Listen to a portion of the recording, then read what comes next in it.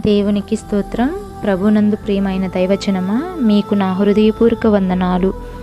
ఈరోజు ఏశావు గురించి ఏ విధంగా మరి జ్యేష్ఠత్వ హక్కును మరి తృణీకరించారో చూద్దాము. ఈ వాక్య ధ్యానం కొరకు చిన్న ప్రార్థన. మహాగణుడును మహోన్నతుడును లోకరక్షకుడు అయిన తండ్రి, నీకు వందనాలు ప్రభువా. ఈ యొక్క ఉదయకాల సమయంలో ఈ యొక్క వాక్య ధ్యానం కొరకు నాయన తండ్రి, నీ పరిశుద్ధాత్మ సహాయమును మీరు మాకు అనుగ్రహించండి. నాతో మాతో అందరితో మీరు మాట్లాడమని, బలపరచమని, ఈ వాక్యాన్ని అందరికీ దీవెనకరంగా చేయమని మా ప్రభును ప్రియరక్షకుడైన యేసయ్య నామమున ప్రార్థించి పొంది ఉన్నాను నా పరలోకపు తండ్రి. ఆమేన్. దేవునికి స్తోత్రం. ఆదికాండం 25వ అధ్యాయం 21వ వచనంలో చూసినట్లయితే, ఇస్సాకు భార్య అయిన రెబ్కా గొడ్రాలుగా ఉండెను. మరి ఇస్సాకు తన భార్య అయిన రెబ్కా గురించి మరి దేవుణ్ణి వేడుకున్నప్పుడు యెహోవా అతని ప్రార్థన ఆలకించాను గనుక అతని భార్య అయిన రెబ్కా గర్భము ధరించి మరి దేవుణ్ణి స్తుతించెను. మరి ఆమె గర్భంలో ఉన్న శిశువులు ఒకరితో ఒకడు పెనుగులాడట మొదలుపెట్టినప్పుడు మరి రెబ్కా నా బ్రతుకు మరి ఎందుకు అని యెహోవాను వేడుకున్నప్పుడు మరి యెహోవా ఆమెతో, నీ యొక్క మరి కడుపులో 2 జనపదములు నీ గర్భంలో కలవు అని దేవుడు మాట్లాడతాడనమాట. ఒక జనపదము కంటే మరి ఒక జనపదము బలిష్టమై ఉండెను. మరి పెద్దవాడు చిన్నవానికి దాసుడై మరి ఉంటాడని మరి దేవుని వాక్యము సెలవిస్తుంది. రెబ్కా ప్రసూతి కాలములు దినములు నిండినప్పుడు ఆమె గర్భమునందు కవలలు ఉండిరి. మొదటివాడు ఎర్రనివాడుగా బయటికి వచ్చును. అతని ఒళ్ళంతా రోమములతో మరి వస్త్రము వలె నుండెను గనుక అతనికి యోసేపు అనని పేరు పెట్టిరి. యోసేపు అనగా రోమము గలవాడు, ఎర్రనివాడు అని మరి ఇక్కడ మరి దేవుని వాక్యం సెలవిస్తుంది. మరి రెండవ వాడు మరి తరువాత అతని సహోదరుడు బయటికి వచ్చినప్పుడు అతని చెయ్యి యోసేపు మడిమను పట్టుకొని ఉండెను కనుక అతనికి యాకోబు అను పేరు పెట్టబడిందనమాట. యాకోబు అనగా మడిమను పట్టుకొనినవాడు లేక మోసగాడు అని మరి దేవుని వాక్యము సెలవిస్తుంది. అయితే వీరు చిన్నవారుగా మరి ఎదిగినప్పుడు యోసేపు వేటాడుటయందు నేర్పరి అయి అరణ్యవాసిగా ఉన్నాడనమాట. మరి యాకోబు సాధువై గుడారంలో నివసించుచు ఉన్నాడనమాట. ఇస్సాకు మరి ఏశావు తెచ్చిన వేట మాంసం తినుచుండెను గనక మరి ఇస్సాకు అతన్ని ప్రేమించాడు. రెబ్కా యాకోబును ప్రేమించింది. ఒకరోజు మరి యాకోబు కలగూర వంటకము వండుకొనిచుండగా యోసేపు మరి అలసిన వాడే పొలంలో నుండి వచ్చి, మరి నేను అలసిపోయి ఉన్నాను, ఆ ఎర్రగా నున్న దానిలో నుండి కొంచెం నాకు దయచేసి పెట్టమని అడిగినమాట. అడిగినప్పుడు అందుకు అతనికి ఏదోము అనని పేరు పెట్టబడింది. ఎర్రనివాడు కదా, మరి ఏదోము అనగా ఎర్రనిది, మరి యోసేపు అనగా ఎర్రనివాడు అనని మరి దేవుని వాక్యము సెలవిస్తుంది. అందుకు మరి యాకోబు, నీ జ్యేష్ఠత్వము నేడు నాకిమ్మని మరి యాకోబు అడుగుతున్నాడు అనమాట. ఆ యొక్క మరి కూర అడిగినప్పుడు, మరి ఆ యొక్క తినుటకు మరి ఆహారం అడిగినప్పుడు, నీ యొక్క జ్యేష్ఠత్వమును నాకిమ్ము, నేను నీకు మరి ఇస్తాను అని చెప్పినప్పుడు యోసేపు, నేను చావబోతున్నాను, నేను అలసిపోయి ఉన్నాను కదా, ఈ జ్యేష్ఠత్వము నాకెందుకు అని అనుకున్నాడనమాట. అది గ్రహించలేని స్థితిలో ఉన్నాడు. ఆ ఆకలిలో మరి జ్యేష్ఠత్వం యొక్క మరి విలువను మరి తెలుసుకోలేని స్థితిలో, గ్రహించలేని స్థితిలో మరి ఆకలి తీర్చుకోవడం కోసం తన యొక్క హక్కును కూడా వదులుకునేంతగా దిగజారిపోయి ఉన్నాడు. మరి దాని విలువను గ్రహించలేని స్థితిలో ఉన్నాడు. నా ప్రియ స్నేహితులారా, మరి అదే విధంగా మనము కూడా ఈ లోకపు ఆశలలో, ఈ లోకపు ఆ యొక్క ఎర్రని కూరను చూసి యోసేపు ఏ విధంగా మరి తన జ్యేష్ఠత్వాన్ని పోగొట్టుకున్నాడు. రమ్యముగా మరి లోకము ఎంతో అందంగా మరి తీయనిగా ఉండేసరికి మరి మనము కూడా అనేక సార్లు దేవుని యొక్క ప్రేమను మరి మన యొక్క వారసత్వమును కోల్పోయే స్థితిలో మనం ఉంటున్నామన్నమాట. నా ప్రియ స్నేహితులారా, ఒక్కసారి మరి దేవుని యొద్ద నుండి మరి మన యొక్క వారసత్వాన్ని మనం కోల్పోతే, దేవుని యొక్క ప్రేమను కోల్పోతే, మరి యోసేపు అయితే మరి తన యొక్క జ్యేష్ఠత్వాన్ని కోల్పోయి మరి తన జ్యేష్ఠత్వ హక్కును మరి తృణీకరించిన వాడిగా ఉన్నాడనమాట.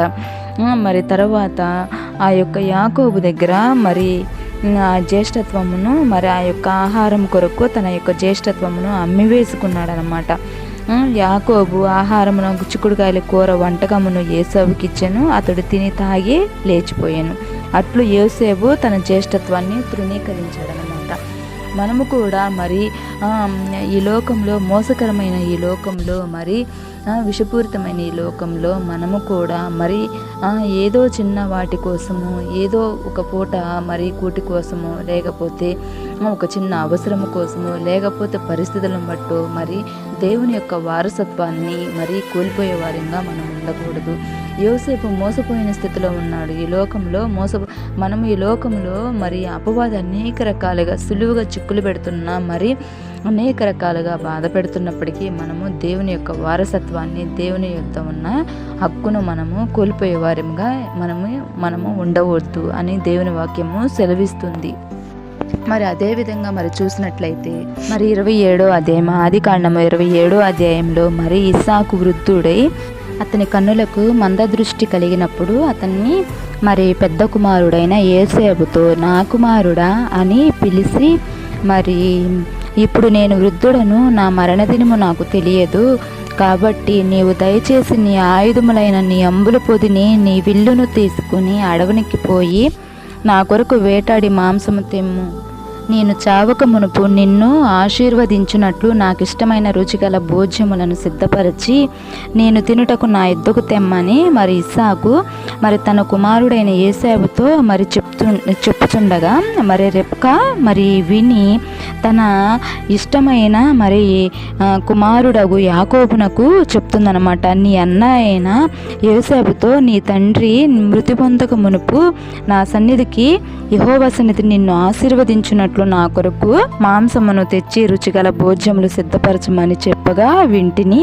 నా కుమారుడా, నేను నీకు నా మాట విని నేను నీకు ఆజ్ఞాపించినట్లు చేయుము. నీవు మందకు పోయి 2 మంచి మేక పిల్లలను అక్కడ నుండి నా యొద్దకు తెమ్ము. వాటితో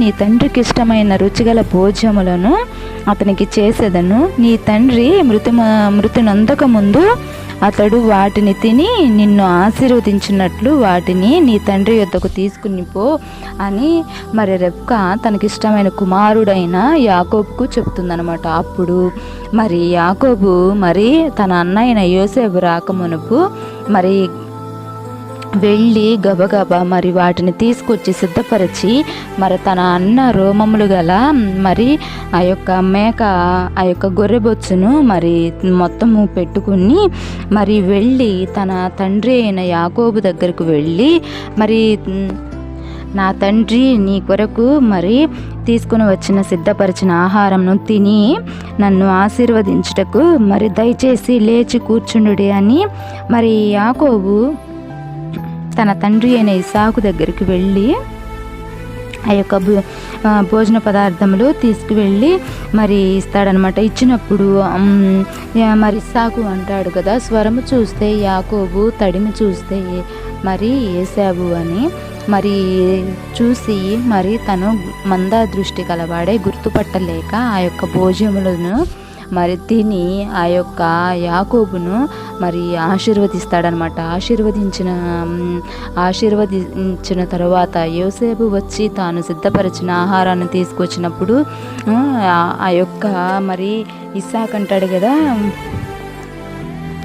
నీ తమ్ముడు నన్ను మోసం చేసి మరి నా దగ్గర ఉన్న ఆశీర్వాదములన్నీ మరి తను పొందుకున్నాడు, ఇంకా ఆశీర్వదించడానికి నా దగ్గర ఆశీర్వాదములు ఏమీ లేవని అన్నప్పుడు ఈ యొక్క ఏసావు అయితే నా తమ్ముడు నన్ను 2 సార్లు మోసపుచ్చాను, తండ్రి ఒక్క దీవెనైనా ఆశీర్వదించు, ఒక్క ఆశీర్వచనమైనా ఆశీర్వదించు అని మరి ఏడుస్తాడనమాట, రొమ్ము కొట్టుకుంటాడనమాట. ఎంత ఏడ్చినా మరి తనకు ఒక్క ఆశీర్వాదం కూడా మరి ఒక్క దీవెనైనా కూడా లేదనమాట. ఇచ్చాడనమాట. మరి ఇక్కడ ఆదికాండము 27వ అధ్యాయం 38వ వచనం చూసినట్లయితే, యోసేపు, నా తండ్రి, నీ యొద్ద ఒక్క దీవెనయే ఉన్నదా? నా తండ్రి, నన్ను కూడా దీవించు.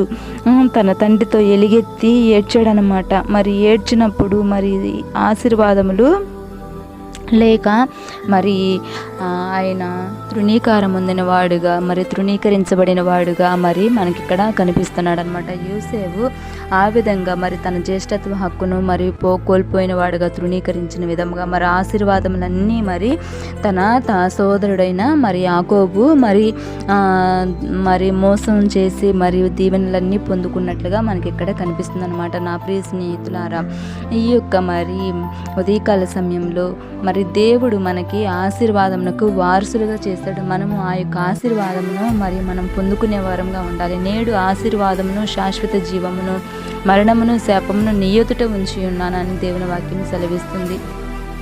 మనము ఆశీర్వాదమును, శాశ్వత జీవమును మనం పొందుకునే వారంగా ఉండాలి. దేవుడిచ్చు వారసత్వాన్ని పొందుకునే వారంగా మనం ఉండాలి. దేవుడి మాటలు దీవించు.